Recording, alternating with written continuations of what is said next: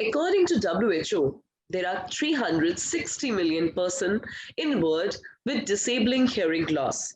Disabling hearing loss is defined as adults 15 years and older hearing loss greater than 40 decibels in the better hearing ear. For children, 0 to 14 years of age, hearing loss greater than 30 decibel in the better hearing ear. International Week of the Deaf starts in the last week of September and ends on the last Sunday of the month. This last Sunday is known as World Day of Deaf. This day is celebrated to draw the attention of not only affected people and their family members, but also to draw the attention of general people, politicians, and development authorities towards the achievements and challenges of the deaf community. We at MediCircle are conducting the World Day of Deaf Awareness Day series to create awareness on prevention and control of hearing impairment. Hello, I'm Aprajita Mehra, and today our guest for the talk is Dr. Sindhu Kalyanaraman. Dr. Sindhu Kalyanaraman is an ENT otorhinolaryngologist in West Mambalam, Chennai, and has an experience of 2 years in this field. Dr. Sindhu practices at Public Health Center in West Mambalam, Chennai, and also Apollo Medical Center in T Nagar, Chennai. She's a member of BN. Her expertise lies in eardrum repair, nasal polypectomy, nasal and sinus allergy care, hearing deficiency assessment, and tonsillitis treatment, etc. Welcome to MediCircle, Dr. Sindhu Kalyanaraman. We are really privileged and happy to have you on board today at Dr. Speak at MediCircle. How are you today, ma'am? Hi, I'm fine. Thank you. How are you? I'm good. I'm good. Yes, thank you so much for having me in MediCircle. It's a privilege to be part of the International Week of the Deaf program. Absolutely. And it's a pleasure for us too. So let me move on quickly to our first question. And my first question to you would be, Doctor, that what are the causes of deafness? So deafness, as you rightly described, is more than 40 dB hearing loss in the better hearing ear in adults and more than 30 dB hearing loss in better hearing ear in children. So what are the causes? So there are two types of deafness. One is congenital deafness, the other one is acquired. So congenital, as the name suggests, is deafness that occurs during birth, which means there are many causes. The first one being genetic causes. And genetic, again, a cause of that, at least very till recent years, used to be consanguineous marriage. First degree, second degree consanguineous marriage. Now I think that is because of the awareness, it's getting a little bit reduced. So genetic is a large part of the cause, of which there is syndromic deafness, which is part of it. But that is part of the syndrome. It could be Down syndrome. There are a lot of syndromes, so that should also be evaluated. Other causes of congenital deafness include maternal infection, like rubella, trauma during pregnancy, maternal diabetic, low birth weight, prenatal delivery. So all these, there are many factors, especially in India, we have a lot of causes of deafness, and it should be evaluated through newborn screening. The other type of deafness is acquired deafness. That is deafness that occurs after birth. The most common cause of that is more than 1/3 of the acquired deafness is caused due to noise pollution. So noise pollution.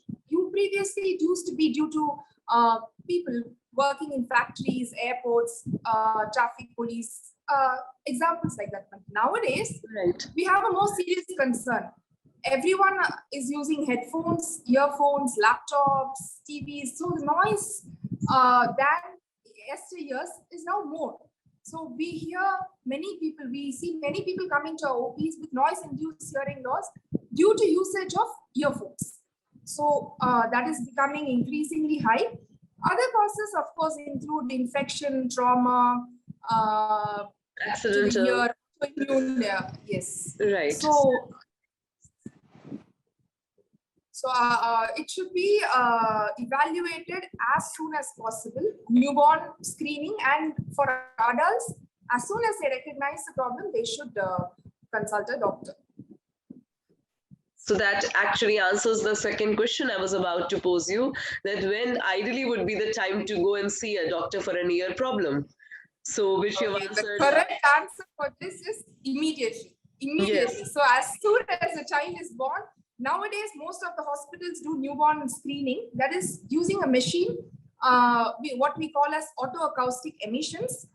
We screen newborn, like whether the baby is able to hear. It doesn't have to be sounds, words or things. Just a clap, that's enough. Like that's enough to find out whether the baby's hair cells are working. And after that, there is audiogram and other better brain emission, acoustic emissions, and all that. All those kind of tests are being done. As far as adults are concerned, when you recognize a problem, when you think that your hearing is much reduced than what it was before, or 1 year seems to be a little hard of hearing than the other year, definitely, immediately, the very next day, or even the same day, consult a doctor. The doctor will look inside the ear, check for any wax or whatever cleaning needs to be done, and the status of the drum. And after that, we send them for an audiogram, which is a hearing test. All right, because the thing that you said, a clap, is normally what a neonatal doctor used to do. That was a very preliminary thing to do while a child was born, and maybe not responding to sound would have been checked by a clap. But now the technology has advanced so much that you have so many better ways of screening a child. So ideally, the way you've suggested that immediately the child should be consulted if you feel, a doctor should be consulted immediately upon, realizing that a child is not responding to normal sounds which a child might, would have. So exactly. The first step, as I told you, as I know, it's a clap. But then nowadays, as I said, routinely babies are screened for autoacoustic emissions. In that, it's a very objective test. The baby can or the baby cannot hear. So it's very clear at the very first day. It's done within 2 weeks of birth. So, like you tell us, like it's a very straightforward device where we would immediately know the child is able to hear or not. So that gives it a very direct answer there itself. So there is no prolonged waiting for the child to get some treatment. Wonderfully well, well explained answer. So, ma'am, my next question would be what normal all Indian, audiences would be going to, expecting me to ask you is that what are the traditional remedies for ear problems? Okay. Traditional remedies. See, there are many harmful traditional remedies that people follow. But what I would suggest: eat well, exercise well. That should increase the blood flow to the ear. It should keep the nerve intact. Another one, a lot of people use buds. When they use buds, like adults I'm talking about, a lot of people use buds. Don't do that, because ear is a very self-cleansing organ. So you don't have to really clean your ear. You don't have to introduce infection into the ear. So that itself, a lot of people, they come with hearing loss because of bud trauma. So don't do that. And as a lot of people put coconut oil into the ear, please don't do that. That is not the right thing to do, because we don't know what is there in the ear. Is it wax? Is it infection? We don't know. And children, a lot of, especially 1 year, 2 year old, the parents, they think that the child will respond. It's here, the child is going to hear, the child is going to speak. It's just getting a little bit delayed because of some reason or the other. Please don't wait. Don't wait even for 1 day. If you have a doubt, if you think the baby, your child is not able to hear, if you think that the speech is getting a little bit delayed, you consult a doctor. We do the tests, and if there is a problem, we can look for the solution. If there is no problem, both of us are happy. So. Right, because normally they keep on extending it, thinking that, okay, the child would, learn to speak, but it might be because of the fact that he's unable to hear. Because it is, very, connected thing is that deaf and dumb are normally, like conjoined twins. Because if the child is only here, only if you hear, you can speak. So it's the basic right of the child to express themselves.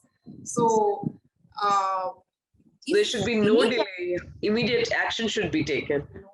All right. So what I have surmised from your answer is that we shouldn't be going for traditional remedies which might harm the ear in the long run. Yes. Please don't put anything into the ear. I mean, in the name of traditional remedies, don't put anything inside your ear. It may be water, oil, or whatever medicine. Please don't put it.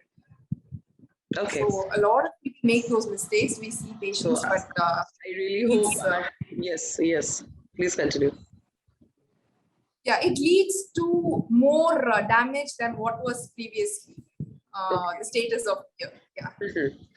So ideally, we should keep away from such things and, just don't trust blindly anything that you get on social media or anything at all that you watch on some TV and news, and, just don't follow that blindly, and seek an expert in the field, and, you must immediately go and seek a physician, general physician, or a doctor nearby.